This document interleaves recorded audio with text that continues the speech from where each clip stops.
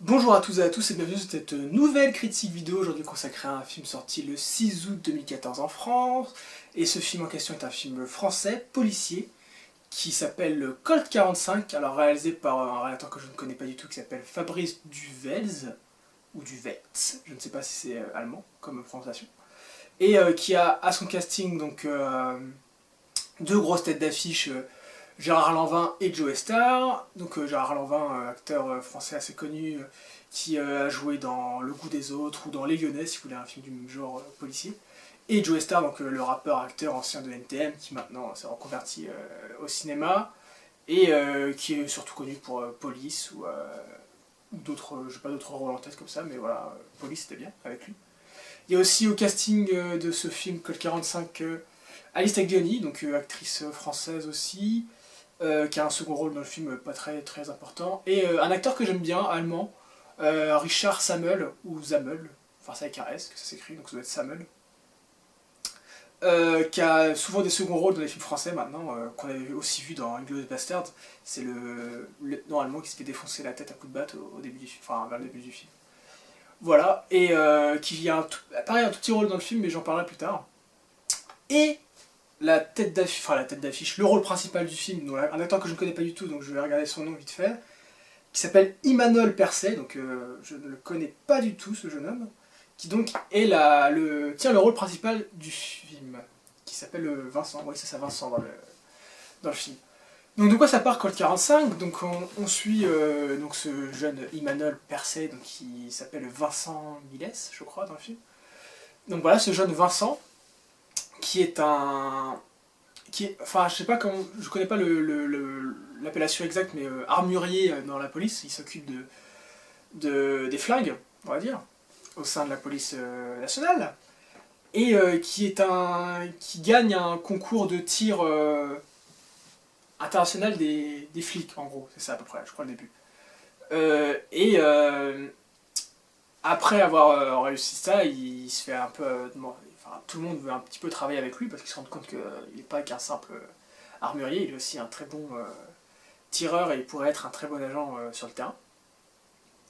Et il se lie d'amitié avec un nouveau venu dans la police, enfin un nouveau venu, un mec qui vient juste d'être muté, qui est donc interprété par Joe Star, qui s'appelle Milo, je crois. Ouais, c'est ça, Milo, dans le film. Et, il va présenter à ce Milo sa dernière invention, qui sont donc des cartouches qui peuvent passer les gilets pare-balles, mais dont la balle disparaît à l'impact. Un truc dans ce genre-là. Il appelle ça les Mjolnir, comme le marteau de Thor. Je sais pas pourquoi, enfin, si, c'est expliqué, je crois, dans le film, mais voilà, il appelle ça des Mjolnir. Et ce Milo veut lui acheter ses cartouches, et lui, il refuse en bloc. Il dit non, c'est pas à vendre. Et un jour, il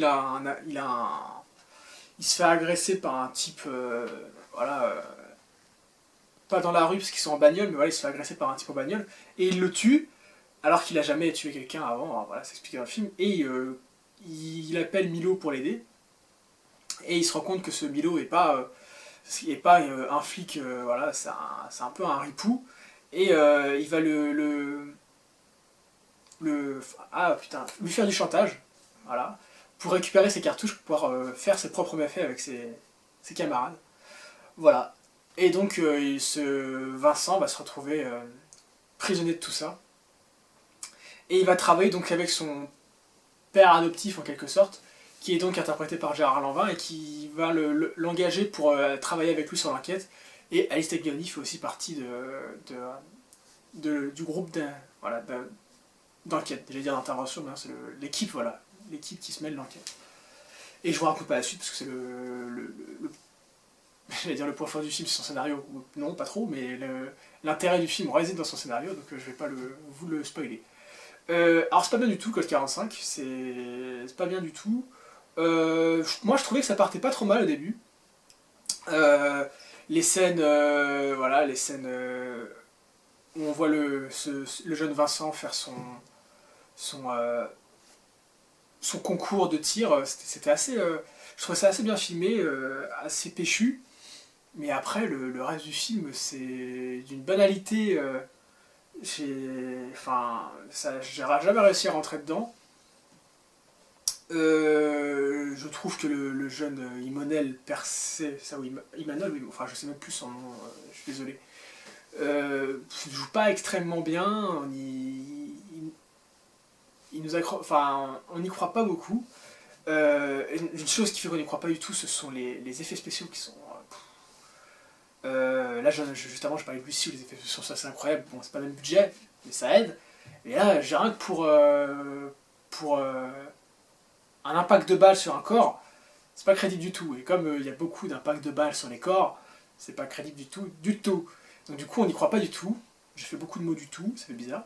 On n'y croit pas, et on rentre pas dans le film, ce qui est bien dommage, parce que l'intérêt quand même du film, c'est de pouvoir suivre l'enquête et tout. Et le twist final est... dire pas pitoyable, c'est un twist final comme un autre. Mais vu que tout le reste du film n'était pas intéressant, le twist final n'aide pas. Voilà. Donc réalisation en demi-teinte, il y a des... les scènes d'action sont assez bien filmées, ça va. Mais il y a ces histoires d'effets spéciaux qui gâchent un peu tout. C'est le... Comment dire, ça fait film policier noir à la Olivier Marchal, donc Olivier Marchal qui est le réalisateur français de films policiers actuellement, voilà, le mec qui... Quand il fait un film policier, ça marche bien, donc il y a 36 quai des Orfèvres, Les Lyonnais, avec Gérard Lanvin, Emerson 13, enfin voilà, c'est le mec qui fait des trucs comme ça. Il y a du bon et du moins bon, mais souvent c'est bien. Là, c'est du sous Olivier Marchal, et c'est assez dommage parce que ça veut utiliser les codes qu'on retrouve dans les films d'Olivier Marchal de films policiers, je veux dire noirs, enfin les films noirs policiers, voilà, vraiment très sombres, sauf que c'est un peu trop, et on n'y croit pas du tout. Il y a la mort d'un personnage où la réaction des autres est... Enfin, on n'y croit pas du tout non plus. Enfin voilà, donc j'ai pas grand chose d'autre à dire sur le film à part que j'ai pas aimé, vraiment pas, et que je le conseille à personne. Voilà, c'était juste pour vous en parler parce que je l'ai vu au cinéma, donc voilà, je vous en parle vite fait. Mais voilà, donc je vous conseille pas du tout Col 45, je vous conseille d'aller voir d'autres films, des bons films même, d'excellents films, et je vous dis à une prochaine. Ciao.